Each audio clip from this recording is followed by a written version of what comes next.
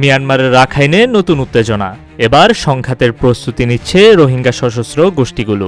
এমনই দাবি করল আন্তর্জাতিক গবেষণা সংস্থা ইন্টারন্যাশনাল ক্রাইসিস গ্রুপ। যদিও বাংলাদেশ সরকার এই দাবি সরাসরি উড়িয়ে দিয়েছে। সম্প্রতি প্রকাশিত এক বিশ্লেষণধর্মী প্রতিবেদনে ক্রাইসিস গ্রুপ জানিয়েছে, আরাকান আর্মির বিরুদ্ধে রোহিঙ্গা যোদ্ধারা সংঘাতে নামার প্রস্তুতি নিচ্ছে।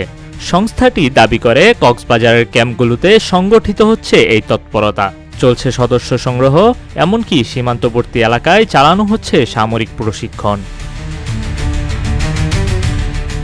প্রতিবেদনে আরও বলা হয়, সংখ্যাগরিষ্ঠ বৌদ্ধ সমর্থিত আরাকান আর্মির বিরুদ্ধে মুসলিম রোহিঙ্গাদের সমর্থন পেতে ধর্মকে কাজে লাগাচ্ছে সশস্ত্র গোষ্ঠীগুলো।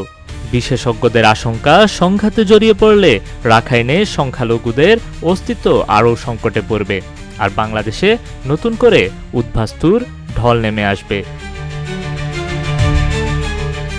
তবে বাংলাদেশের শরণার্থী ত্রাণ ও প্রত্যাবাসন কমিশন এই দাবি মানতে নারাজ। কমিশনার মোহাম্মদ মিজানুর রহমান বলেন, ক্যাম্পে সশস্ত্র প্রস্তুতির কোনো তথ্য নেই, সবসময় নজরদারিতে রয়েছে আইনশৃঙ্খলা বাহিনী। তার দাবি, এমন অভিযোগ বাস্তবতার সঙ্গে মেলে না, কারণ ক্যাম্পগুলো ঘিরে রয়েছে সক্রিয় টহল ও পর্যবেক্ষণ। যদি সত্যি সংঘাত শুরু হয়, তাহলে রোহিঙ্গা ক্যাম্পগুলো পরিণত হবে সরাসরি যুদ্ধক্ষেত্রে। আরাকান আর্মি সেখানে প্রবেশ করতে চাইবে, এর প্রভাব পড়বে বাংলাদেশের নিরাপত্তা ও সার্বভৌমত্বের উপর।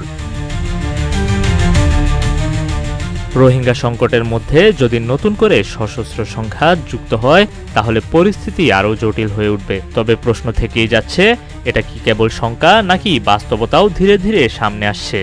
দৃষ্টি এখন আন্তর্জাতিক ও আঞ্চলিক পর্যবেক্ষকদের উপর, কারণ এই অঞ্চল অস্থির হলে তার প্রভাব শুধু সীমান্তেই আটকে থাকবে না। নিউজ ডেস্ক, রূপালী বাংলাদেশ।